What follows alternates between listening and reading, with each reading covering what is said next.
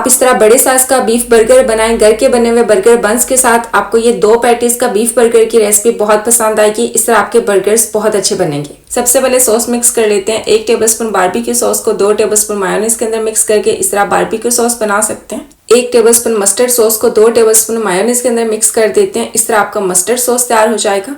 1 tablespoon ketchup को mix कर देते हैं 2 टेबलस्पून मायोनीज के अंदर। इस तरह आप 3 सॉस बना के रख लें। बर्गर के अंदर बहुत अच्छा टेस्ट आएगा। चॉपर में डाल देते हैं आधा किलो बीफ का गोश्त। इसको आपने वॉश करके चॉपर में डाल के इसका कीमा बना लेना है। अगर बाजार से कीमा ले रहे हैं तो आपने फैट के साथ लेना है, उससे आपके कबाब ज़्यादा जूसी बनेंगे।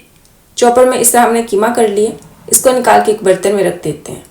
आप इसके साथ अपने हिसाब से जितने भी कबाब बनाना चाहते हैं, पैटीज बनाना चाहते हैं, उस हिसाब से आप इसके साथ पैटीज बना सकते हैं। रफली हमने इस तरह की इसको शेप दे दी है। फैला देते हैं थोड़ा सा।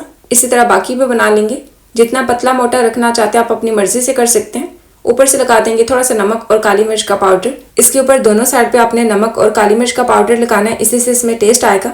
अगर आप चाहें तो जिस तरह हम देसी कबाब बनाते हैं उस तरह भी आप इसको बना सकते हैं। इनको पकाने के लिए एक पैन को दरमियानी आंच पे रखा हुआ है। इसमें थोड़ा सा मक्खन डाल देते हैं।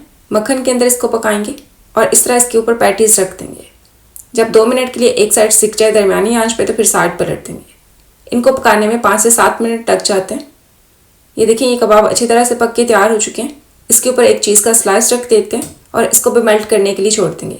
चीज़ भी मेल्ट हो चुकी है। इसको निकाल के एक प्लेट में रख देते हैं और बाकी भी कबाब इसी तरह फ्राई कर देंगे। आप कबाब को शैलो फ्राई भी कर सकते हैं, डीप फ्राई भी कर सकते हैं, आपकी मर्जी है। इस तरह हमने सारे कबाब बना के रख लिए। इससे आपकी 2 बड़े साइज़ की सर्विंग्स तैयार हो जाएंगे। ये मेरे पास घर के बने हुए बर्गर बंस हैं। आप इसकी रेसिपी चेक कर सकते हैं, ऑलरेडी शेयर की हुई है।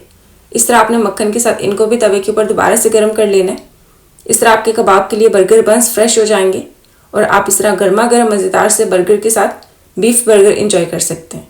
इसको भी निकाल के एक प्लेट में रख देते हैं और इसी तरह दूसरा बर्गर बन भी सेक लेंगे। बीफ बर्गर को असेंबल करके दिखा देते हैं।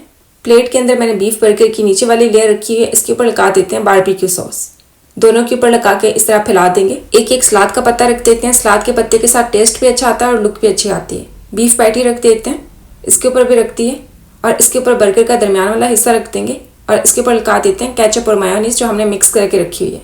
इसके ऊपर रख देते हैं बीफ की पैटी, 2 टमाटर के स्लाइसिस, 2 प्याज के स्लाइसिस और बर्गर का आखिरी हिस्सा। सेम इसी तरह दूसरा बर्गर भी तैयार कर लेते हैं। बीफ का कबाब रख देते हैं, 2 टमाटर के स्लाइसिस रख देते हैं, 2 प्याज के स्लाइसिस रख के ऊपर से बर्गर बन रख के सर्व कर देंगे। आप इस तरह गर्मा गर्म बीफ बर्गर्स बना के फ्राइज के साथ खा सकते हैं। आपको ये बीफ बर्गर्स की रेसिपी बहुत पसंद आएगी।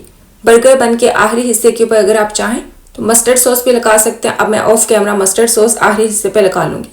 आप इस तरीके से बीफ बर्गर्स बनाएं और अपना फीडबैक मेरे साथ ज़रूर शेयर करें। अपना ख्याल रखें। अल्लाह हाफिज़।